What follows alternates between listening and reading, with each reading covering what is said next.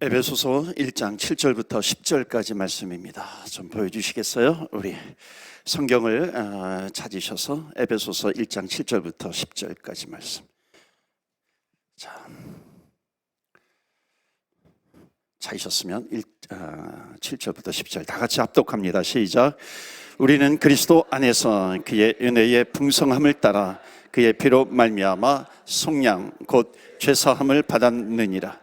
이는 그가 모든 지혜와 총명을 우리에게 넘치게 하사 그 뜻의 비밀을 우리에게 알리신 것이요 그의 기뻐하심을 따라 그리스도 안에서 때가 찬 경륜을 위하여 예정하신 것이니 하늘에 있는 것이나 땅에 있는 것이 다 그리스도 안에서 통일되게 하려 하심이라. 아멘. 하나님의 말씀입니다. 오늘도 하나님의 말씀에 은혜 받으시고 새 힘을 얻으시고 승리하시기를 주의 이름으로 축원합니다. 아멘. 어저께 그 CBMC 그 집회가 있었어요. 순복음교회에서 김기동 목사님 말씀 전해 주시는데 제가 한 20년 전에 몬트리올에 제가 몬트리올에 온 지 얼마 안 됐을 때 그때 김기동 그전에는 한국에서 원래 감리교 권사님이셨는데 과천 장로교회로 가셔서 이제 안수 집사님 되셨다가 나중에 교통사고 크게 당하시고 이제 전도왕이 되시고 이제 미국에 오셔가지고 신학 공부하시고 이제 목회를 하시고 이제 지금은 LA에서 하시는데 그때 이제 몬트리올에도 한번 오셔가지고 아주 집회를 잘해 주셨는데 그때는 아마 제 기억으로는 전도사님이었었던 것 같아요. 어제 CBMC 집회하는데 그 제목이 다시 복음 앞에 서라 하는 메시지인데 참 은혜가 됐어요. 개인적으로 은혜 받고 아마 오늘 금요 예배 금요 기대에 오시는 분 가운데 참여 안 하신 분이 아마 거기 가신 것 같기도 한데 우리 찬양팀도 어저께 아주 찬양 정말 잘해 주셨어요. 어제 수고 많으셨습니다. 예. 성도님들이 은혜 많이 받으셨어요. 근데 교만하시면 안 돼요. 정말 아주 찬양 너무 좋았어요. 복음 앞에 다시 서야 한다는 겁니다. 다시 복음에 의해 서라.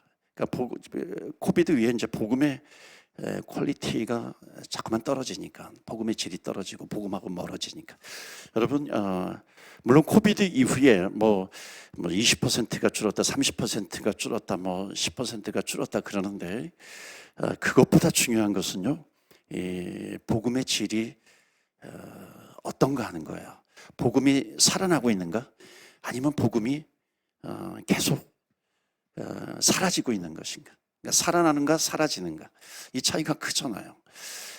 다시 복음 앞에 서야 한다는 겁니다. 그래서 어제 말씀을 통해서 다시 한번 하나님 이 땅의 교회들이 다시 복음 앞에 서게 하여 주옵소서. 하나님 우리 교회가 다시 복음 앞에 서게 하여 주옵소서.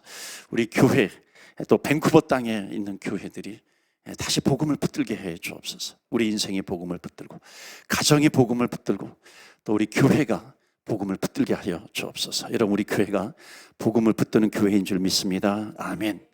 또 로마서 말씀을 전하잖아요. 그러니까 이게 더 아주 막 직접적으로 다가오는 겁니다. 로마서 말씀을 준비하면 복음이거든요. 앞에 부분 특별히 앞에 부분 8장까지는 복음이거든요. 뒷부분은 이제 삶에 대한 부분이 나오지만은 다시 한번 복음의 진수를 깨닫는 그런 시간이 되는 겁니다. 그래서 하나님 우리 가정이 복음에 붙들리게 하여 주옵소서. 그러니까 복음에 붙들리면은 반드시 복음에 반대되는 영들이 있어 어둠의 영들이 있습니다. 그것이 떠나가게 되는 겁니다. 그래서 오늘 말씀도 보면 지혜와 총명으로 기도하라 하는 말씀입니다. 그래서 지혜와 총명으로 세상을 이겨나가는 그런 교회가 되게 하여 주옵소서. 오늘도 우리가 기도합니다. 지혜와 총명을 더하여 주시옵소서. 여러분 우리가 신앙생활을 하다 보면은 이렇게 전조 증상이라는 게 있습니다.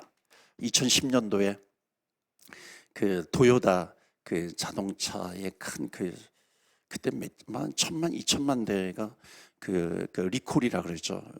심각한 결함을 발견해가지고 리콜 사태를 겪었어요. 토요다가 2010년도에. 그러니까는 뭔가 브레이크인가요? 뭔가 이렇게 심각한 문제가 있었죠. 그런데 그런 심각한 문제가 반복되면 큰 사고가 나잖아요. 그러니까 큰 사고가 날 때까지 반드시 큰 사고 전에 작은 문제들이 계속해서 반복해서 발생하기도 합니다. 그러면 작은 문제가 발생했을 때에 딱 캐치해야죠. 아, 이건 뭔가 결함이 있다, 심각한 문제가 있다. 그래서 그것을 고쳐나가야 큰 사고를 미연에 방지할 수 있는 겁니다. 여러분, 영적으로도 마찬가지예요. 깊은 영적인 침체가 일어날 수가 있잖아요. 그러니까 깊은 영적인 침체, 정말 회복 불가능할 것 같은 그런 영적인 침체가 다가오면은요, 그 전에 전조 증상이 반드시 있습니다. 내가 이렇게 자각할 수 있는 그런 증상들이 있어요. 나에게 구원의 감격이 있습니다. 그렇죠? 예수님을 나의 구세주와 주님으로 영접할 때 구원의 감격이 있단 말이죠. 그 구원의 감격을 체험할 때 얼마나 기뻐요. 정말 하나님께서 내 죄를 용서해 주셨어. 그냥 머릿속이 아니라 가슴까지 내려오는 그 복음이 있잖아요.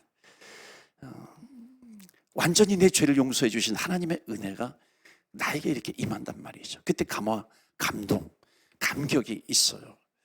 구원의 기쁨이 나에게 있는 겁니다. 또 기도하다가 은사도 체험해요. 여러 가지 은사도 있어요. 하나님께서 나에게 이런 은사를 주셨구나, 탤런트를 주셨구나. 그것으로 인해서 기쁨을 누리기도 합니다. 기도의 응답의 감격도 있어요. 또 은혜의 풍성함을 하나님께서 우리에게 계속해서 공급해 주시기도 합니다. 그런데 문제는 뭐냐면 이 기쁨이 영원히 지속될 것 같은데 영원히 지속되지 않는단 말이죠. 그러니까 때로는 맹숭맹숭해질 때가 있잖아요. 기도를 하는데도 기도가 잘 되지 않아요. 형식적인 기도가 되기도 하고, 또 찬양을 하는데 찬양도 마찬가지로 형식적인 찬양이고, 또 예배도 마찬가지입니다. 주님 앞에 예배를 드려왔는데 이상하게 예배가 은혜가 안 돼요. 잠깐만 뭔가 이렇게 멀어지는 것 같고, 심지어 막 짜증이 나기도 하고, 불평이 어느덧 내 입에서 막 나오기도 해요. 옛날엔 내가 이러지 않았는데 내가 왜 이럴까? 순간 나를 돌아보기도 하지만은 그 반복하면서 내가 그것을 끊고 나오지를 못하는, 그냥 반복하는 그런 현상들이 있어요. 그러다 보니까는 영적인 침체에 빠지게 되는 겁니다. 그러니까 찬양을 해도 기쁨이 없고요. 그러니까 여기에서 우리는 벗어나야 하는 것이죠. 그러니까 방치해두면 안 된다는 겁니다. 그러니까 놔두게 되면 더 심각해지는 거죠. 완전히 큰 사고가 나버리는 거죠. 브레이크가 조금 문제 있을 때 고쳐야 되잖아요. 근데 고치지 않고 뭐 괜찮을까요? 뭐 아직은 괜찮아. 그러다가 완전히 브레이크가 파열이 되면 큰 사고가 나는 거잖아요. 그래서 내가 신앙생활을 할 때 때로는 기쁨, 감격 이런 것이 점차적으로 사라질 때가 있어요. 그럼 요인을 찾아내야 하는 겁니다. 그 요인을 찾아내서 다시 회복을 해야 되는데, 오늘 본문의 말씀 보시면은요, 7절 한번 보세요. 7절 보시면은 우리는 그리스도 안에서 그의 은혜의 풍성함이 있어요. 그 풍성함을 따라 그의 피로 말미암아 예수 그리스도의 십자가의 보혈이죠, 속량 곧 죄사함을 받았느니라. 예수님께서 십자가에서 우리의 죄를 대신 지시고 십자가에 죽으셨어요. 보혈의 피를 뿌리셨어요. 그 대속의 은혜를 우리에게 허락해 주셨단 말이죠. 나는 죄사함을 받았어요. 그러니까 우리는 이런 은혜의 풍성함, 여기 7절 말씀에 그의 은혜의 풍성함을 우리는 누려요. 그것이 곧 구원의 감격으로 이어져요. 그러니까 환경을 초월하는 기쁨으로 나에게 다가온단 말이죠. 그러니까 기쁨이 나에게 임하면, 세상이 주는 기쁨은 업앤다운이 있지만 하나님께서 주시는 기쁨은 정서적인 안정이 있거든요. 그러니까 정서적인 안정이 이루어지면 자연스럽게 오늘 말씀처럼 지혜와 총명이라고 하는 것이 따라오게 되는 겁니다. 그러니까 지혜와 총명이 나에게 있어요.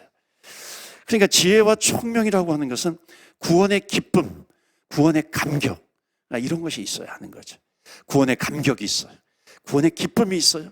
그러면 마치 그것이 파이프가 되는 거예요. 그러니까 파이프가 되는 것처럼 파이프를 통해서 하늘의 지혜, 하나님의 하늘의 총명, 지혜와 총명을 마치 구원의 감격 속에 있는데 그 파이프를 타고서 이렇게 쭉 나에게 임하게 되는 겁니다. 그러면 나에게 기쁨이 있는 거죠. 이 지혜와 총명이 나에게 있어요. 야고보서 3장 보실까요? 자, 그렇다면은 이 지혜가 무엇인가? 이 총명이 무엇인가? 하는 것을 좀 더 구체적으로 보셔야 됩니다. 13절 보세요. 그러면 하나님께서 나에게 지혜를 주셨는데 이 지혜와 하나님께서 주시는 지혜와 또 반대되는 것이 있단 말이죠. 세상의 것이 있어요.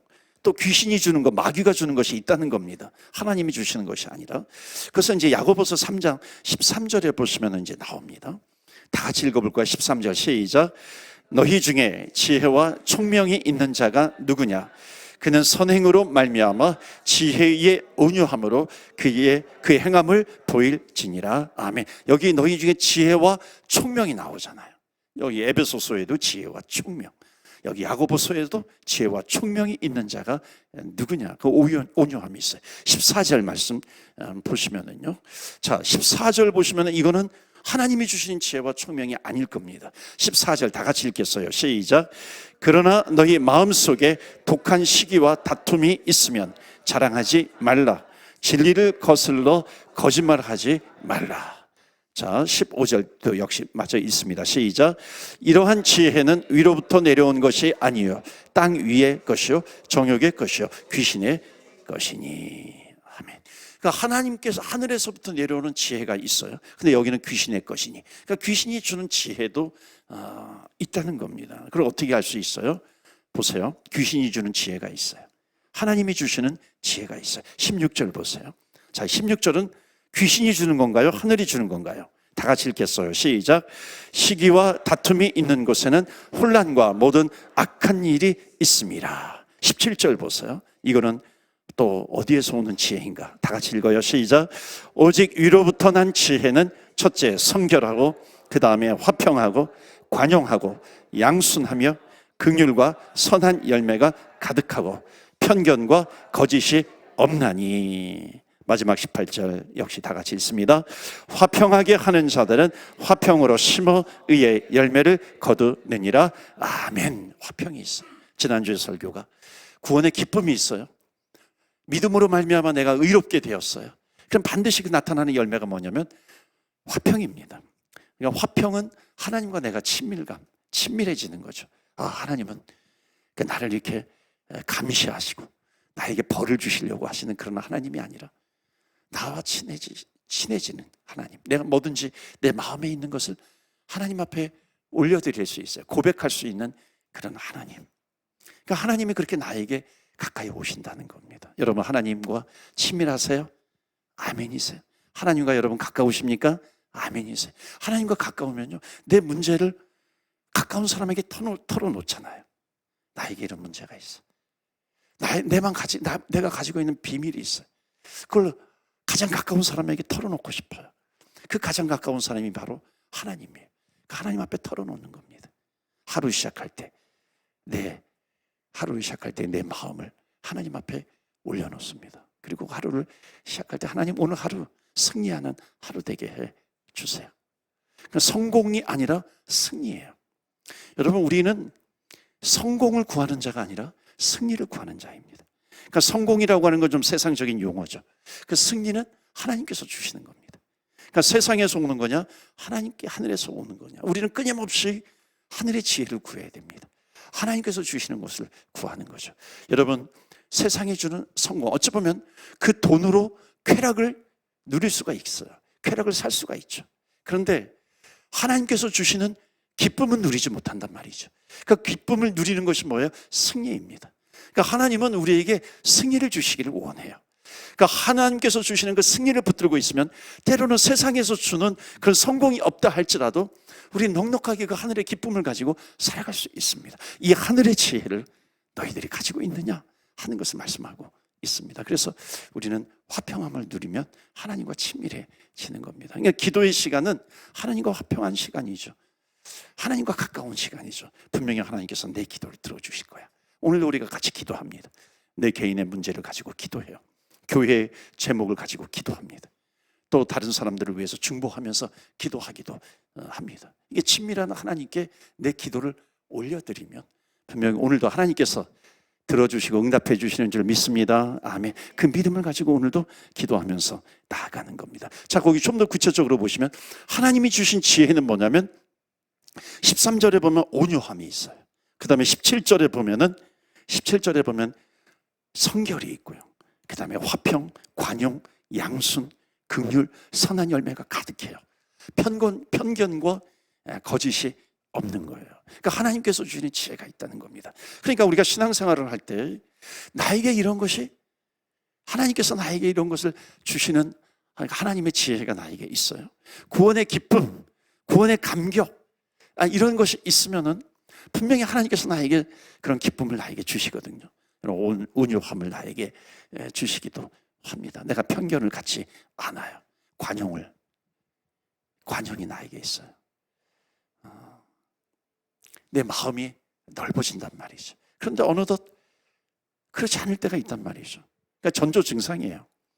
그러니까 이런 것이 있을 때 빨리 그것을 캐치하고 회복이 돼야 됩니다. 왜냐하면 이것을 그대로 방치해두면은 이것이 사라지는 것을 방치해두면 하나님께서 주신 지혜가 있는데 반면에 여기 야고보서의 표현대로 하면 귀신이 주는 지혜가 있단 말이죠. 그게 이제 반면에 귀신이 주는 지혜가 뭐라 그랬어요? 그 15절에도 나와 있는데 거기 13절에 보면 독한 시기와 다툼이 있어요. 13절, 16절에 있죠. 독한 시기와 다툼이 있습니다. 편견이 있어요. 거짓이 있어요. 17절에. 그러니까 이런 악한 영이 주는 지혜가 있습니다. 그러니까 영적인 전쟁은 뭐냐면은 결국 뭐냐면 이 두 가지가 귀신이 주는 지혜와 하나님이 주는 지혜가 계속해서 영적 전쟁을 벌입니다. 그러면 영적 전쟁을 벌이면 내 안에서 하나님께서 주시는 지혜와 귀신이 주는 마귀가 주는 지혜가 막 이렇게 부딪히고 있으면 내 마음은 영적인 전쟁터가 되는 겁니다. 그렇죠? 내 거는 내 마음은 내 게 아니에요. 영적인 전쟁터가 될 수 있습니다. 귀신이 막 그것을 붙잡을 수 있고요. 귀신의 놀이터가 될 수도 있는 것이고 하나님이 주시는 지혜가 내 안에 가득 찰 수도 있는 겁니다. 그러니까는 이게 어느덧 내 마음이 귀신이 주는 어둠의 영, 세상이 주는 영이 점점 더 큰 자리를 차지하고 있단 말이죠. 이런 전조 증상이 있어요. 영원히 내가 구원의 감격을 누릴 때는 영원히 갈 줄 알았는데 그렇지 않다는 말이죠. 그러니까 이것을 어떻게 해야 되는가? 그러니까 영적인 전쟁터에서 영적인 전쟁에서 승리해야 되는 거죠. 승리하지 않으면 안 되죠. 그러니까 승리라고 하는 것이 무엇인가? 결국 우리가 주님 앞에 나와 하나님 그 하늘의 지혜가 있는데 하나님 그 총명이 있는데 오늘도 그 지혜와 총명을 누리게 하여 주옵소서. 오늘도 우리가 주님 앞에 기도하면서 나아갑니다. 여러분 영적인 전쟁터에서 승리하시기를 축원합니다. 아멘. 우린 승리해야 되죠. 가정이 영적인 전쟁터가 될 수 있잖아요. 그러니까 세상이 주는 그런 어둠의 영, 악한 영들이 주는 그런 지혜가 있단 말이에요. 세상의 지혜가 있단 말이죠. 그 세상의 지혜가 판을 치는 그런 가정이 되면 안 되잖아요. 하나님께서 주시는 지혜로 그것을 덮어버려야 됩니다. 이게 은혜이죠. 교회도 마찬가지입니다. 교회도 영적인 전쟁터이죠. 영적인 전쟁터가 될 수 있어요. 사회가 영적인 전쟁터가 될 수 있습니다. 그러니까 이 땅은 완전한 하나님의 나라를 이루지 못했기 때문에 언제든지 어느 곳에서든지 영적인 전쟁터가 될 수 있습니다. 그러니까 우리는 그것을 깨달으면서 살아야죠. 그러니까 복음에 붙들려 있는 사람은 복음은 하나님께서 주신 복음이기 때문에 그 뉴스거든요. 그 뉴스라고 하는 것은 세상에서 줄 수 없는 그런 기쁨이 나에게 있어요. 그러니까 복음으로 무장해요. 복음의 기쁨이 있어요. 구원의 감격이 있어요. 그러면 그것이 복음이 나에게 살아나면 살아날수록 우리 영적인 전쟁에서 승리하게 되는 겁니다. 여러분 여기 분열, 분쟁, 다툼 이건 절대로 하늘이 주는 지혜가 아니라고 하는 겁니다. 분열, 분쟁, 전쟁 이 어떤 악한 영이 주는 그 다툼, 편견 이런 거는요 성결하지 못하는 것 이거는 마귀가 주는 그런 지혜다. 마귀가 줘. 악한 영이 이렇게 사탄이 마귀에게 뿌리고 가버리는 겁니다. 그러니까 그런 전쟁터가 될 수 있는 거죠. 여러분 세상의 지혜가 얼마나 번뜩이는지 모릅니다. 여러분 보세요. 막 이렇게 죄를 짓는 거 보면은 아주 기상천외한 그 머리를 쓰잖아요. 보이스피싱 같은 거 보면은 우리가 생각하면 안 넘어갈 것 같은데 넘어가는 사람이 있더라는 겁니다. 넘어가요. 보니까 아주 그 교묘한 그런 그 세상의 악한 마귀가 주는 그런 지혜를 가지고서 그 번뜩이는 지혜를 가지고 얼마나 머리가 좋은지 모릅니다. 그러니까 정신 차리지 않으면 우리는 악한 지혜자들에게, 악한 영에게 날마다 패배를 당할 수밖에 없습니다. 그렇기 때문에 우리는 하나님이 주시는 지혜가 필요한 줄로 믿습니다. 아멘. 하나님께서 주시는 지혜를 우리는 사모해야 합니다. 그 지혜를 구하는데 가장 중요한 것이 뭐냐면 이거예요. 나에게 구원의 감격이 흐르고 있는 거예요. 나에게 구원의 기쁨이 나에게 있는 것인가? 정말 하나님께서 나를 죄악에서 나를 건져주셨다라고 하는 이 절대 진리, 아무리 시대가 변하고 역사가 흘러간다 할지라도 영원히 변하지 않는 이 구원의 기쁨, 구원의 감격이 나에게 있는 것인가? 여러분, 십자가의 그 구원의 기쁨과 감격이 있으면요, 하나님께서 주시는 그 기쁨이 있기 때문에, 하늘의 지혜가 있기 때문에, 왜냐하면 아까도 말씀드렸지만 그 구원의 기쁨이 있어요. 그 다른 말로 표현하면은 주의 보혈이 나에게 강같이 흐르는 겁니다. 그러니까 그런 구원의 기쁨, 감격이 있으면은 그 파이프를 타고서요, 하늘의 지혜가 그 파이프를 타고서 나에게 흘러 들어오는 겁니다. 그러면은 오늘도 기도할 때 하나님, 구원의 기쁨, 구원의 감격을 회복시켜 주세요. 우리가 주님 앞에 기도하면 하늘의 지혜가 필요한데 그 하늘의 지혜를 하나님께서 우리에게 계속해서 공급해 주시는 겁니다. 우리는 그것으로 이기게 되는 것이죠. 그래서 여러분, 우리가 신앙생활 할 때 이 하늘의 지혜와 총명이 없으면 안 돼요. 오늘도 우리가 기도합니다. 하나님, 하늘의 지혜와 총명을 허락하여 주시옵소서. 그것이 뭐예요? 정결함이에요, 화평이에요, 관용, 양순, 긍휼, 선한 열매가 가득해요. 편견과 거짓이 없는 겁니다. 구체적으로 편견과 거짓이, 하늘의 지혜가 무슨 성결, 정결, 화평, 관용, 양순, 긍휼 이런 단어를 모른다 할지라도 우리가 주님 앞에 구하는 것은 하늘의 지혜예요. 하늘의 지혜를 허락하여 주시옵소서. 성령님께서 내 안에 역사하신단 말이죠. 우리의 기도를 들어주세요. 그러면 성령님께서 우리의 기도를 들어주시면 우리 성령님께서 그 기도를 가지고 어떻게 친히 탄식해 주신다고 그랬거든요. 내가 구하는 것, 내가 구체적인 걸 모른다 할지라도 본질을 알고 있어요. 하나님, 하늘의 지혜를 허락해 주세요. 그 하나님께, 성령님께서 친히 탄식하면서 중보하면서 하나님 앞에 기도를 올려드린다는 것입니다. 그럴 때 하나님께서 우리에게 어느덧 지혜를 주세요. 어느덧 내 마음이 관용이 있어요. 어느덧 내 마음이 긍휼함이 있는 겁니다. 어제까지 내가 저 사람을 미워했는데 하나님께서 하늘의 지혜를 부어주시는 순간 그 관용이 나에게 있단 말이죠. 불쌍히 여기는 마음이 나에게 있어요. 나도 저랬었지. 그 상대방을 보면서 나를 돌아보기도 합니다. 그러니까 주님 앞에 내가 엎드려 기도하는 거죠. 그래서 오늘도 우리가 주님 앞에 하늘의 총명을 구합니다. 지혜를 구하는 겁니다. 여러분, 저는 목사잖아요. 목사는 목회하는 사람이잖아요. 그럼 지혜와 총명이 없으면 절대 목회하지 못합니다. 그러니까 하늘의 지혜가 있어야 되죠. 하나님께서 주는 총명함이 있어야 됩니다. 그래서 우리가 자녀들을 위해서도 기도할 때 그러잖아요. 신방 가서 자녀가 있으면은 꼭 빼놓지 않고 기도하는 것이 뭐냐면 지혜와 총명, 명철, 하나님 이것을 부어주세요. 그러면 그렇게 기도하거든요. 그러니까 그것은 세상의 것이 아니라 그 세상의 것 이전에 하나님께서 부어주시는 것이 있어요. 그러니까 이 총명과 지혜라고 하는 것이 조금 이제 차이가 있는데, 그 전에 혹시 로마서 12장 21절 제가 보내드렸는지 모르겠습니다. 아마 없을 거예요. 한번 따라서 해봅시다. 악에게 지지 말고 손으로 악을 이기라. 다시 한번, 악에게 지지 말고 손으로 악을 이기라. 다 같이 시작. 아멘.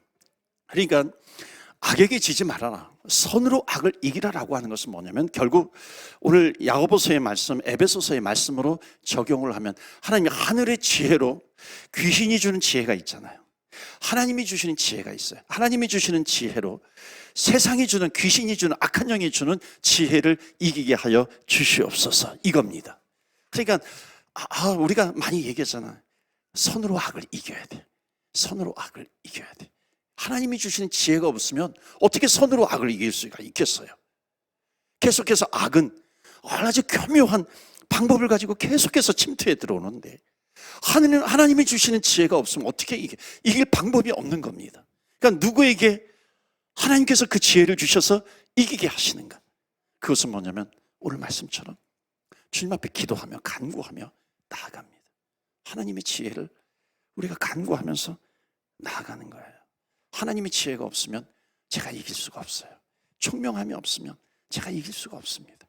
주님 앞에 기도하면서 나아갈 때에 하나님께서 우리에게 주시는 겁니다. 그래서 구원의 기쁨, 구원의 감격 오늘도 허락해 주세요. 그럼 그것을 타고서 하나님께서 지혜와 총명을 더하여 주십니다. 그러면 우리는 선으로 악을 이길 수 있습니다. 여러분, 패배당하는 부분이 있어요. 내가 자꾸만 넘어지는 부분, 내가 지는 부분이 있습니까? 여러분, 기도하세요. 구원의 기쁨을 주세요. 구원의 감격을 주세요.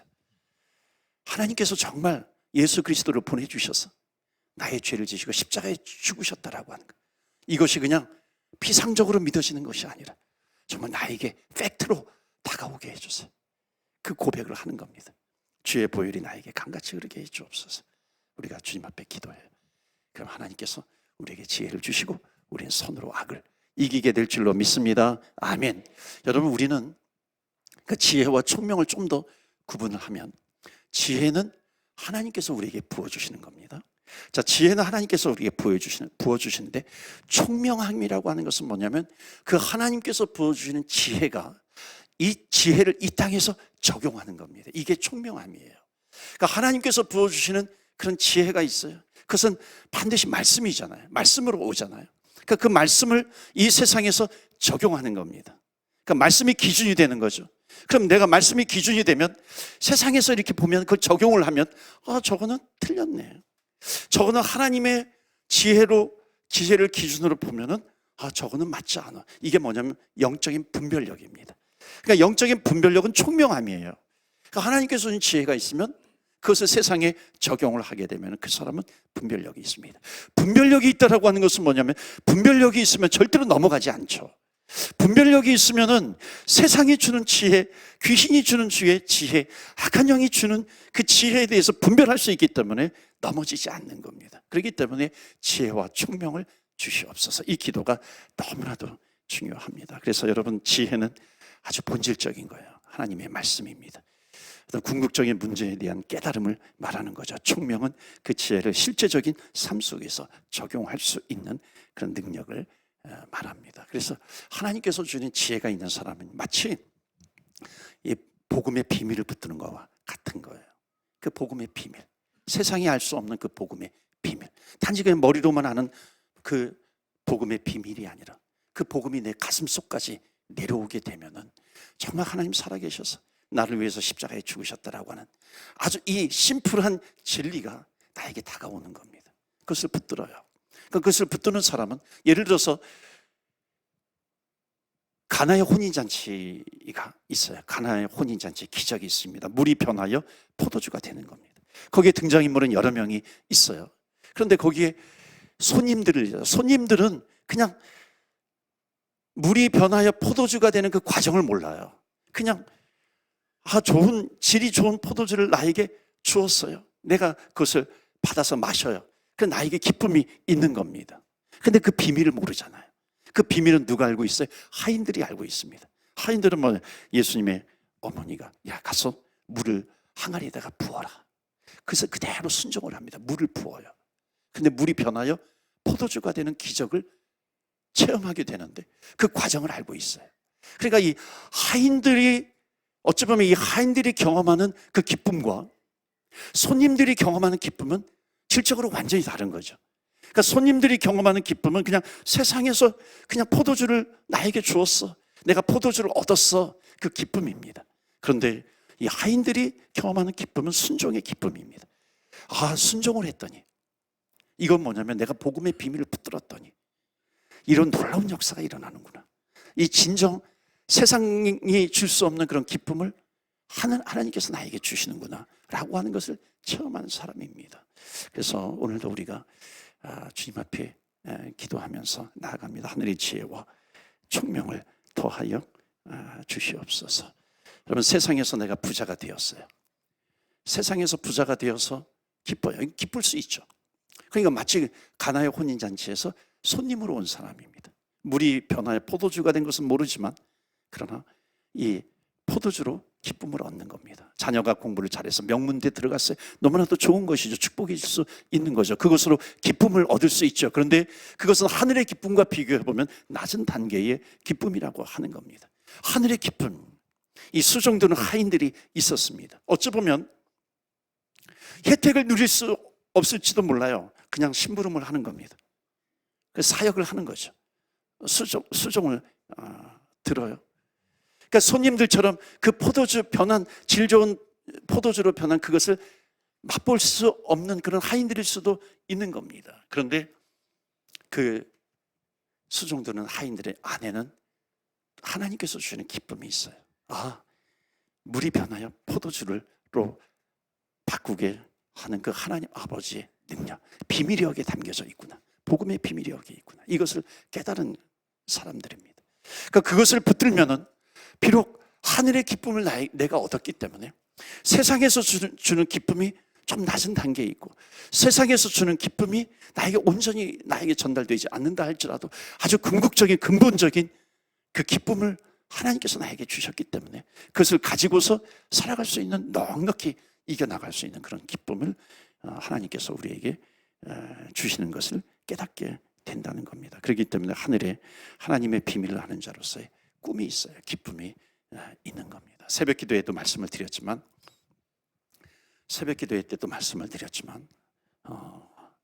우리가 갖는 꿈은요, 하나님의 나라이거든요. 주의 나라입니다. 그러니까 주의 나라는 뭐냐면 하나님께서 통치하시는 나라입니다. 그러니까 주의 나라, 하나님의 나라는 통치권이 누구인가, 통치자가 누구인가. 그러니까 내 마음에 하나님의 나라가 임해요. 그럼 주님께서 나를 다스려 주시는 거죠. 우리 가정에 하나님의 나라가 임해요. 우리 교회에 하나님의 나라가 임해요. 그러니까 하나님의 나라는 그 궁극적인 그 꿈이 있어요. 비전이 있는 거잖아요. 그러니까 구원의 기쁨과 감격을 누리는 사람은 반드시 하늘의 지혜를 주시잖아요. 그러니까 하늘의 지혜를 가지고 살아가는 사람입니다. 그러면은 선으로 악을 이길 수 있어요. 근데 그 과정, 선으로 악을 이기는 그 과정이 있단 말이죠. 하나님의 나라를 이루어갈 때 그 과정이 있어요. 그 과정은 반드시 하나님의 영, 여호와의 영, 성령의 능력입니다. 그래서 성령의 능력으로 우리가 하나님의 나라라고 하는 그 궁극적인 꿈과 비전을 이루어갈 때에 반드시 그 과정에 때로는 넘어질 수도 있고요, 때로는 침체에 빠질 수도 있고, 때로는 뭔가 안 될 수도 있어요.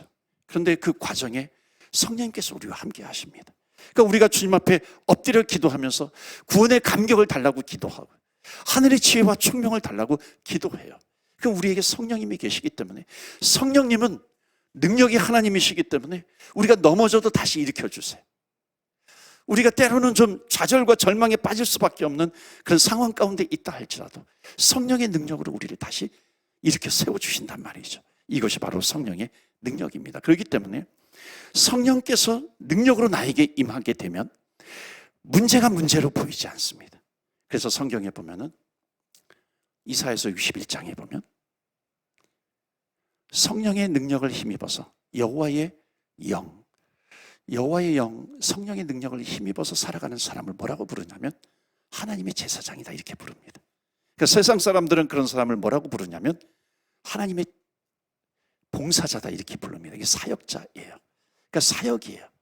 그러니까 하늘의 지혜를 구하는 사람, 구원의 기쁨이 있고 감격을 구하는 사람, 성령의 그 능력이 있는 사람, 성령의 충만함을 구하는 그런 사람은 아무리 세상에서 문제가 있다 할지라도 그 문제는 자꾸만 마귀가 주잖아요. 사탄이 주잖아요. 그러니까 문제가 있다 할지라도 더 이상 문제가 문제로 보이지 않고 무엇으로 우리는 여기냐면 사역으로 여기는 겁니다. 그러니까 사역으로 여긴다라고 하는 것은 뭐냐면 사역은 하나님의 능력이 임하여서 하나님께서 그것을 이루어 가시는 겁니다. 믿으십니까? 아멘. 우리는 사역자가 되는 거죠. 그렇기 때문에 여러분, 어떤 문제가 우리에게 있다 할지라도 우리가 구할 것은 성령이에요. 성령의 충만함, 성령의 능력을 구하게 됩니다. 그렇게 되면은 여러분, 문제가 문제로 보이지 않아요. 이것은 하나님께서 일하시고 하나님께서 해결하실 사역으로 보이게 되는 겁니다. 여러분, 교회에는 문제가 있지 않아요. 문제가 있는 것이 아니라 교회는 사역이 있어요. 그러니까 어떤 문제가 보인다 할지라도, 마치 마귀가 주는 것 같은 그런 문제처럼 보인다 할지라도 우리는 그것이 문제가 아니라, 더 이상 문제가 아니라 하나님의 사역이에요. 하나님께서 나에게 사역하라고 주시는 겁니다. 그렇기 때문에 우리는 기도하면서 하나님의 능력을 구하면서 기도하며 나아가요. 어느덧 하나님께서 그 일을 이루어 주십니다. 완성시켜 주세요. 우리 가정도 마찬가지예요. 문제가 있어요. 더 이상 문제가 아니에요. 성령의 능력을 구하는 사람은 문제가 아니라 하나님의 능력으로 그 문제를 해결해 주시는 사역이 있을 뿐입니다. 내 인생도 마찬가지예요. 문제가 아니라 하나님의 능력으로 해결해 주는 사역이 있을 뿐입니다. 그렇기 때문에 오늘도 주님께서 우리에게 주시는 말씀이 있어요. 오늘 말씀을 붙들고 우리가 기도하며 나아갈 때 풍성한 은혜, 풍성한 기쁨을 누리면서 살아가게 됩니다.